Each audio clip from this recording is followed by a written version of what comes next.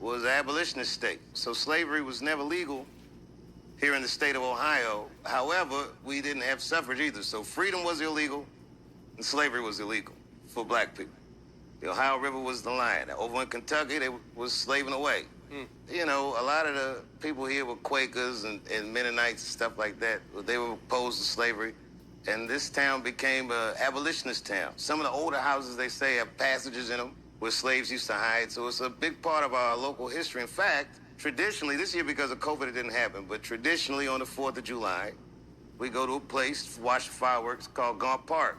Gaunt Park was donated to this town by an African-American named Wheeling Gaunt, who was a slave, whose quote-unquote master would allow him to hire his own time out. So when he was done working in the fields, he would go work for another plantation, and they'd pay him. And eventually he was able to buy his freedom. Brought his entire family's freedom. I think some 5 people. Became a landowner here, was very instrumental in the historical black university Wilberforce up the street.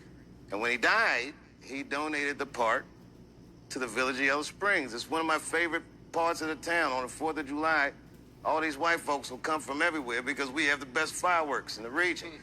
And they sit on a plot of land that was donated by a black man that was forced to buy his own freedom and celebrate the promise of what the country can be. This is one reason why I like Dave Chappell. Dave Chappell comes across comedically, not in that video as much, but comedically, but with truth and knowledge.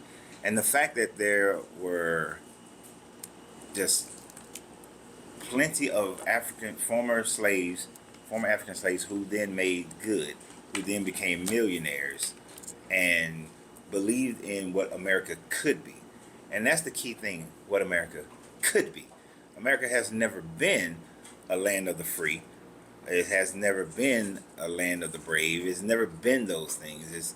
It's never been, I don't know what this make America great again kind of mentality comes from.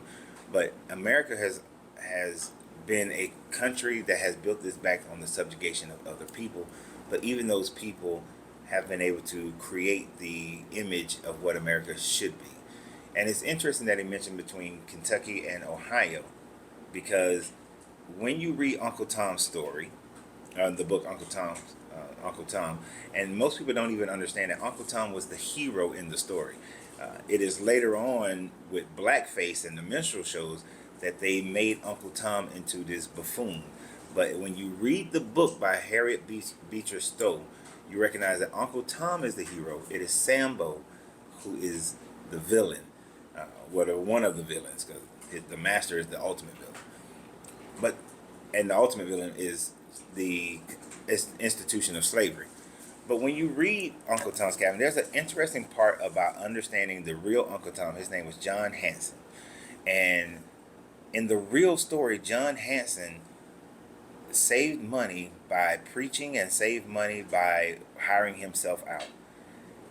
And he bought his freedom, or supposedly bought his freedom, for $1,000.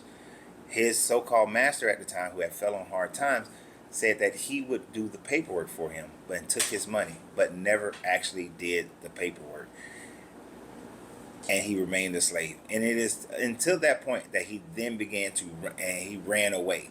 And he ran away all the way to Canada. He didn't just go to like Ohio because he wanted to go all the way to Canada. I'm going to get to that part in a minute, why Canada. But before I get there, understand that the mentality of slavery can be so dampening, so hard, that there were times in the John Hanson story where he was taking the slaves through Ohio to Kentucky. And while he was in Ohio with those slaves, he could have ran away at that point, but kept them all together and took them back into slavery into Kentucky. Like, think about the mental slavery that has to be going on that makes you recognize you're in a place where you're free, but you still take people into the place where they are definitely slaves.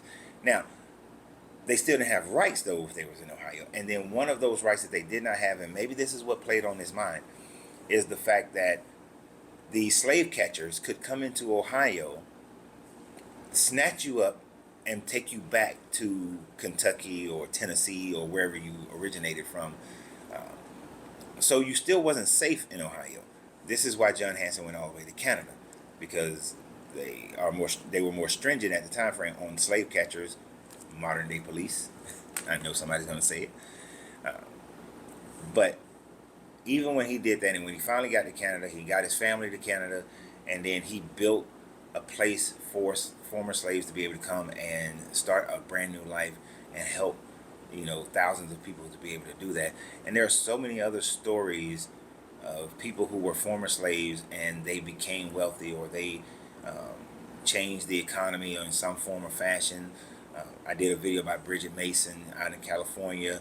She wound up being a large landowner in downtown, what is now downtown LA.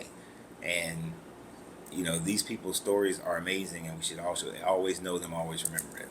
So y'all have a great day, and remember always you have to free yourself to be yourself, because your greatness is non-negotiable. Good journey, good vibration.